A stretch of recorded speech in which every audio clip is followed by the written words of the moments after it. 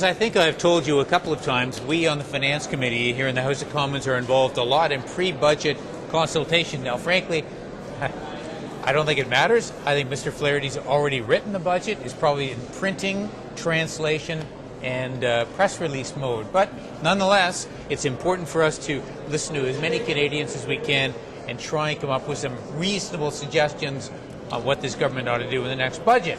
Now, one guy that we almost always talk to around this place who has a lot of suggestions and represents you, the taxpayer, John Williamson of the Canadian Taxpayers Federation. Now, John, I want to ask you just, if you got, say, a quick one or two or three things that you would put in a pre-budget report to Jim Flaherty, what would that be? It's really one thing for the next budget, that is lower personal income tax rates. Up and down the income ladder, they all have to come down.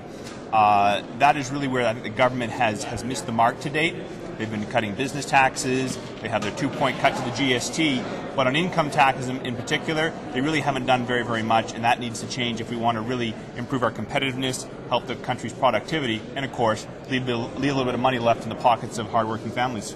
Now, Mr. Flaherty, of course, is going to say, wait a minute, that Williams guy is full of it because we dropped our basic personal tax rate down to 15%, and you respond by saying, well, first of all, that was a tax increase that Mr. Flaherty ushered in the 2006 budget, and he wisely lowered it down. That's certainly a wise turnabout, but it is a turnabout nonetheless. Yeah. And again, he has done a little bit on income taxes. We're not saying he's done nothing, but he's not done enough. We still have the highest personal income tax burden in all the G7 nations. We pay more personal income tax in Canada than they do in Italy or France. So to me, that's an obvious area we need to look at to bring down those taxes right away.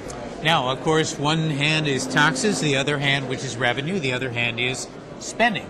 And this is a very spendy government. As we know, they've been increasing overall government spending by about twice the rate of inflation. Yep. We've got the highest level of government spending now, federal government, ever in the history of this land.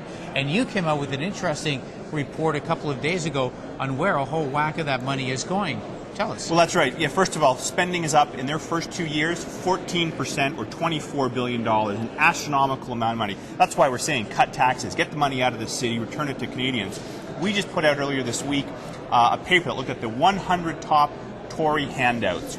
It totaled $3.3 billion, those 100. And that's of a total budget. Every year the Government of Canada spends $25 billion on grants, contributions, subsidies, and handouts. That's every single year. That's about 11 cents of every tax dollar that you and I send in to the Government of Canada. So we looked at the top 100, and it included, of course, corporate welfare, a lot of money for international organizations, a lot of money for native bands across the country, which is not even accountable to the Auditor General, and it went on and on and on. But what was most interesting is that the first 1 and 2 spots, Pratt & Whitney, a grand total contribution from taxpayers of $350 million to a very successful company.